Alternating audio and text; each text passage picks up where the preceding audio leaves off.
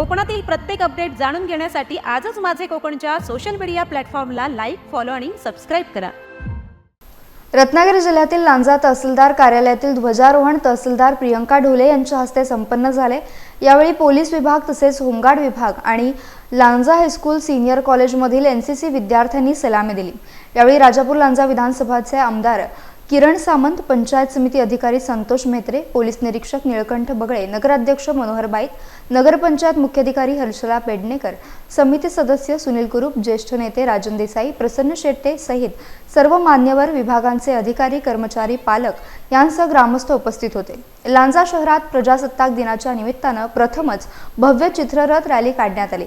यावेळी आकर्षक चित्ररथ आणि विद्यार्थ्यांकडून वेशभूषा करत देशभक्तीपर गीतांचं सादरीकरण करण्यात आलं। यावेळी जाणू विज्ञान, अनुभव विज्ञान या जिल्हा परिषदेमार्फत घेण्यात येणाऱ्या परीक्षेत यश संपादन केलेल्या विद्यार्थ्यांचा सत्कार तहसीलदार कार्यालयात करण्यात आला। तसेच क्रीडा क्षेत्रात उल्लेखनीय कामगिरी केलेल्या विद्यार्थ्यांचा गौरव देखील करण्यात आला।